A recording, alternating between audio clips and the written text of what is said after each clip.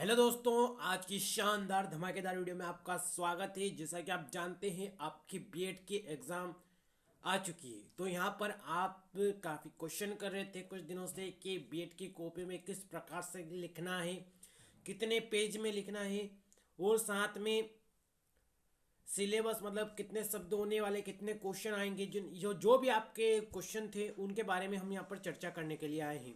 तो ये आपका पाठ्यक्रम है, जो कि देख सकते हैं बीएड प्रथम सेमेस्टर भारत में शिक्षा स्तर समस्या एवं मुद्दे। तो यहाँ पर आप देखेंगे भारतीयों एवं पाश्चात्य, तो ये भी आप यहाँ पर स्क्रीनशॉट ले लीजिए इसका।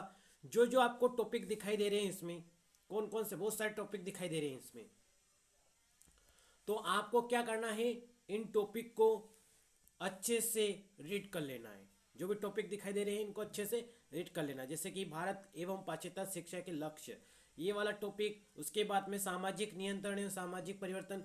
तो ये जितने भी टॉपिक है इनको आप नोट कर लीजिए। उसके बाद में अगर मैं बात करूं कि आपको क्या पढ़ना है और क्या क्या नहीं पढ़ना है, तो देखिए यहाँ पर किस प्रकार से आपको लिखना है। आपको नीचे दिखाई दे रहा होगा बीएड मुख्य सैद्धांतिक परीक्षा के प्रश्न पत्र का प्रारूप, यानी कि किस प्रकार से आपको लिखना है। तो देखिए यहाँ पर आपको आने वाले हैं, टोटल प्रश्न आने वाले हैं आपके यहाँ पर 14 में से 11 लघु उत्तरीय प्रश्न आने वाले हैं। 14 मतलब 14, टोटल 14 क्वेश्चन आएंगे, 5-5 नंबर के। कितने क्वेश्चन आएंगे? 14, जिसमें से 11 आपको करने रहेंगे। कितने करने रहेंगे? 11 करने रहेंगे। अगर उसके बाद में अगर मैं बात करूं, अंक 5 होंगे, कुल 55, और 100 से 150 शब्द का एक पेज। 100 से 150 शब्द या एक पेज का होना चाहिए। मैं तो कहना चाहूँगा आपको, इससे ये एक पेज की जगह आप 2 से 3 पेज का लिखें। कितने पेज का? 2 से 3 पेज का। उसके बाद में अगर बात करें ब वाले सेक्शन की, जिसमें आपके दीर्घ उत्तरीय प्रश्न आने वाले हैं। 4 में से 2 दीर्घ उत्तरीय प्रश्न, 4 में से 2 दीर्घ उत्तरीय प्रश्न, टोटल 4 प्रश्न आएंगे, जो कि 10-10 नंबर का एक एक क्वेश्चन रहेगा। इसमें कुल 20 अंक होंगे आपके। तो ये लिखना है आपको यहाँ पर 400 से 500 शब्द या 2 से 3 पेज। तो इसको भी आप 3 से 4 पेज में लिखिएगा। ये ध्यान रहिएगा आपको कि कॉपी में किस प्रकार से लिखना है। मैंने बता दिया आपको किस प्रकार से लिखना है। जो हमारे लघु उत्तरीय प्रश्न हैं, ये आपको यहाँ पर थोड़े 2 से 3 पेज के लिखने। उसके बाद में दीर्घ उत्तरीय प्रश्न आपको लिखने यहाँ पर 3 से 4 पेज के। तो यहाँ पर कॉपी चेक करने वाले काफ़ी अच्छे से आपकी कॉपी भी देखेंगे। और आपको मैं बता देता हूं, मान लो एग्जाम में आपका कोई क्वेश्चन आ गया। यहाँ पर मान लो कि शिक्षा की परिभाषा लिखिए तथा इसके उद्देश्य बताइए। तो आपको शिक्षा की परिभाषा लिख देनी सबसे पहले। तो शिक्षा का अर्थ, शिक्षा की परिभाषा लिख देनी। जो भी शिक्षा की परिभाषा है वो लिख देनी है। उसके बाद में शिक्षा का विशेषता लिखनी है। तो शिक्षा की परिभाषा में सब अलग अलग टाइप की परिभाषा होती है, 2-3 प्रकार की परिभाषाएं होती है।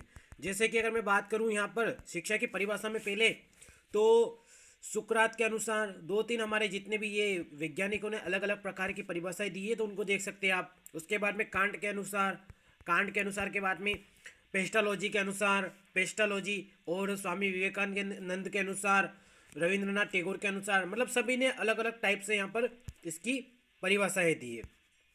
तो उनको भी आप आसानी के साथ में लिख सकते हैं। उसके बाद में अगर बात करें उद्देश्य की, तो वो किस प्रकार से लिखने हैं उद्देश्य, वो भी आसानी के साथ आप लिख सकते हैं।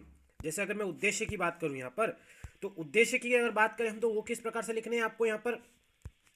2 मिनट। जैसे कि उद्देश्य आ गए आपके, कोई उद्देश्य आ गए, शिक्षा के उद्देश्य लिखिए। काय के? शिक्षा के उद्देश्य लिखिए। तो आपको यहाँ पर पॉइंट नोट कर लेना है। शिक्षा के उद्देश्य के पॉइंट तो याद होंगे से आपको, क्योंकि पॉइंट के अनुसार ही तो हम लिख पाते हैं। जैसे कि शिक्षा के निम्नलिखित उद्देश्य, नंबर 1 पे आप पहला पॉइंट याद रख लीजिए, ज्ञान का उद्देश्य। ज्ञान का उद्देश्य, तो ज्ञान का जो उद्देश्य है उसके बारे में आप डिटेल में लिख दीजिए। डिटेल में कुछ लाइनें याद कर लीजिए। उसके बाद में शारीरिक शिक्षा नंबर 2 पे, तो उसके बारे में डिटेल में लिख दीजिए। डिटेल में लिख दीजिए और मिलता जुलता लिख दीजिए आप। अगर आपने अच्छे से पढ़ाई नहीं करी है, अगर आपको याद नहीं हुए, तो उसको एक बार पढ़ के जरूर जाए, क्योंकि आप पढ़ेंगे ना, उसके बाद में पॉइंट नोट कर ले। उसके जो हेडिंग वो अच्छे से दिमाग में पढ़ ले। अगर आप हेडिंग को भी अच्छे से पढ़ लेंगे, जैसे कि ज्ञान का उद्देश्य, तो यहाँ पर शिक्षा में ज्ञान का क्या उद्देश्य है उसके बारे में आप खुद अंदर थिंकिंग कर सकते हैं। जैसे कि विद्वानों के अनुसार शिक्षा के उद्देश्य का देखो, शिक्षा का उद्देश्य क्या होता है? ज्ञान को प्राप्त करना होता है। तो ज्ञान के लिए ज्ञान मतलब शिक्षा के अनुसार जितने भी वैज्ञानिक उन्होंने क्या करा, बालकों में शिक्षा के काफी जरूरी रहती है। तो इस प्रकार से आप ज्ञान का उद्देश्य लिख सकते हैं कि ज्ञान काफी ज्यादा महत्वपूर्ण है शिक्षा के लिए। एक शिक्षक का कर्तव्य होता है कि वह बालकों को विभिन्न विषयों का अधिक से अधिक ज्ञान दे। इस प्रकार से आप जो शिक्षक के कर्तव्य हैं उनको भी लिख सकते हैं। ऐसा नहीं है कि आप यहाँ पर सिर्फ जो दे रखा है वही लिखें, कुछ अपनी थिंकिंग के द्वारा भी लिख सकते हैं। लेकिन हाँ, जो हमको पाठ्य पुस्तक आपकी जो बुक खरीदी होगी आपने 20 वगैरह जो भी खरीदी है, उसमें से देखकर भी आप पढ़ाई कर रहे हैं तो उसमें से अच्छे अच्छे पॉइंट लिखें आप। ऐसा नहीं है कि आप पूरा का पूरा ऐसा कैसा एजिटी छाप दे उसको, जैसा का जैसा, तो छापने का काम न करें। एक दो लाइन लिखिए, बाद में अंदर आप ऐसी ऐसी कुछ थिंकिंग लिख सकते हैं अपने द्वारा भी। ऐसा मत कर देना तुम कि पहले लाइन डाल दी कि शिक्षा के महत्व नहीं में लिखी थे और अंदर 2-3 लाइनें लिखी, फिर वहां पर गाने लिख दिए। तो गाने लिखने का काम मत करना। गाने लिखने का काम भी करते हैं बहुत सारे विद्यार्थी। तो आई होप कि आज की इस वीडियो में आपको समझ में आया होगा कि हमको कॉपी में किस प्रकार से लिखना है। धन्यवाद। अभी मैं बाहर था तो यहाँ पर वीडियो आपके लिए मैंने ऐसे ही बना दिया जल्दी से, तो क्योंकि आपकी एग्ज़ाम थी। अगली वीडियो में हम इंपॉर्टेंट क्वेश्चन के बारे में बात करें। अभी 2 सब्जेक्ट के मैंने अपलोड कर दिए, CC1 CC2 CC3 और CC4 के बारे में बाद में कल परसों अपलोड कर दूँ आपके लिए। धन्यवाद।